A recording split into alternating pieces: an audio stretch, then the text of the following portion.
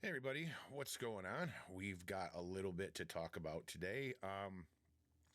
So honestly, this story is a little bit old, probably by about a week, but we now have Fox News and Town Hall that have finally picked it up after largely media ignoring it. It's kind of important and it has to do with elections. Now, believe it or don't believe it, we all know what happened with the 2020 election. We have the government now getting involved, going and seizing ballots. I do believe there's been some action now, aside from Georgia and also Arizona, Maricopa County, one of the largest places accused of this fraud. So we'll see what happens there. Now, if you know your president, the reason that he's doing this is because they are looking for the evidence of fraud in these past elections from 2020 till now. Now, granted, there may have been fraud in previous elections, but we're focusing on the most recent elections within the past, 5 years for a very specific reason. Now, that reason would be if the Senate refuses to pass the Save America Act, the president can then use any evidence found from these investigations that show any kind of fraud to declare an emergency in our elections and then allow for the ending of paper ballots, or not paper ballots, I'm sorry, mail-in ballots and so on. And that is what I do believe they're doing this for, because we can't even trust our elections. The majority of Americans don't trust our election system right now. And that goes for both sides. Now, of course, you've got the left who's like, oh, Elon used Starlink to hack the elections and just all this nonsense. But there was verifiable proof. I've said numerous times, it's somewhere over there. I had a Samsung hard drive that was a 1 terabyte hard drive, and it was full of just evidence of election fraud. People hiding things, pulling things out from under desks after everybody left. You name it, handing off flash drives. Oh no, that was just gum. And just all of these incidences that happen, people even admitting that they did it, right? So I had all that crashed and so on, just like it had a bunch of evidence of how the left actually infiltrated on J6. But beyond that, like, the reason that he wants to do this is because we can't keep allowing Democrats to steal elections. So that brings us to today's story that is now starting to go mainstream. This is coming from libs of TikTok, individuals in San Francisco who include mostly homeless people who were reportedly caught on camera getting paid to fraudulently sign campaign petitions with fake names.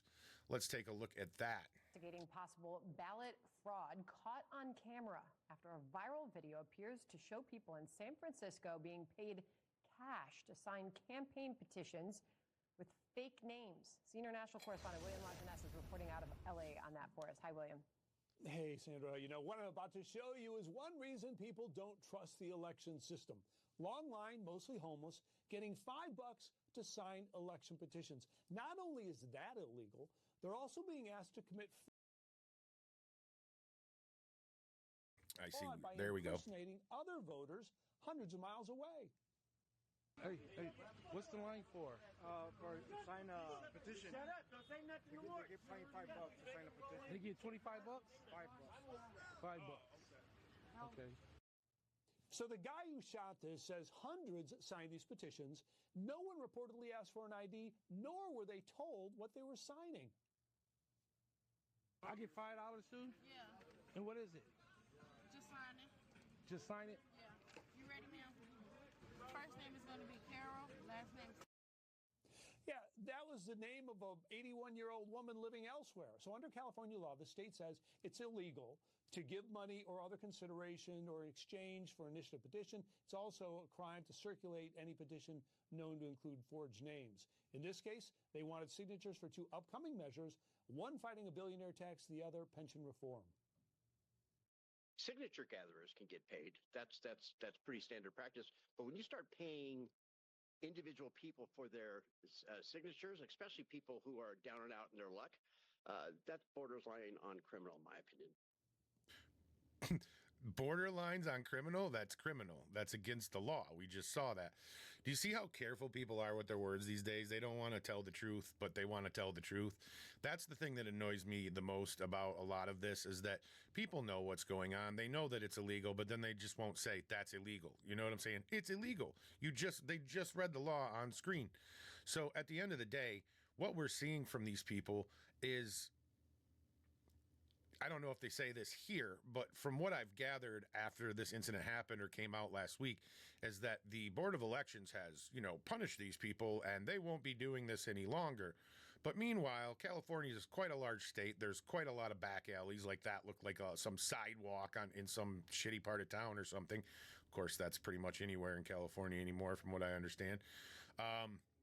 Where they were just taking signatures. So where else is this happening is the question that we need to be asking ourselves. And is it only in California? I can guarantee you it's not only in California, and I can guarantee you that it's also still happening in California. So now campaigns pay about $15 for every signature. So when you do the math here, they're clearing about $25 for every person, Sandra. Now, initiative spokesman says these circulators were not really sure why this keeps freezing up. Employees. They demand that these signatures now be rejected. No word on prosecution. Back to you. All right. Wow. William Lajeunesse on that for us. Crazy. Yeah, so no word on prosecution. Do you think that in California they're going to prosecute people that are helping them out in the elections? I don't think so. I forgot to turn that off again. So there you have it, folks.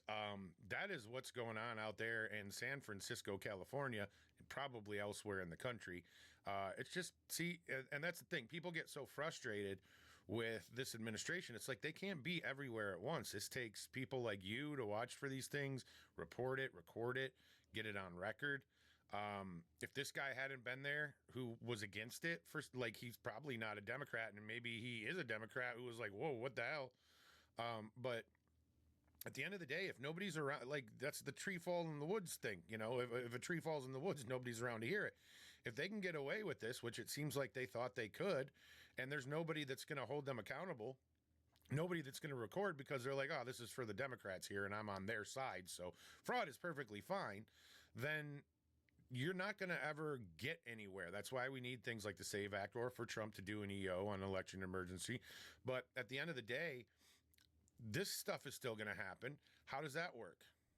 You see what I'm saying? How is the SAVE Act going to help when you've got these Democrat measures that go onto the ballot, or let's say even Republican? I mean, who knows? And these people are getting paid to sign it and use other people's names, as we saw, to sign it. Oh, here's the name you're going to sign. Sign that here. Do you see what I'm saying? There's always going to be fraud until we start paying attention more, I guess, is the point. It takes a lot to end election fraud, especially in a country this big. Just in, I think that the San Francisco alone is a large city, right? You can't be on every damn block all the time. Cops aren't going to be paying too much attention to, whoa, what's going on here? And I don't even know that they would care out there at this point. They've been so degraded out in that neck of the woods of the country that I don't even think they care at this point what's going on. I'm going to be honest. They send these criminals to a judge. The judge lets the criminal off. They're arresting them again by the next week. Anyway, guys, that's what I got for you. Hopefully keep an eye out for this kind of stuff where you live. And if you ever see anything like that, definitely record it and make it public. All right, guys, I'll talk to you soon.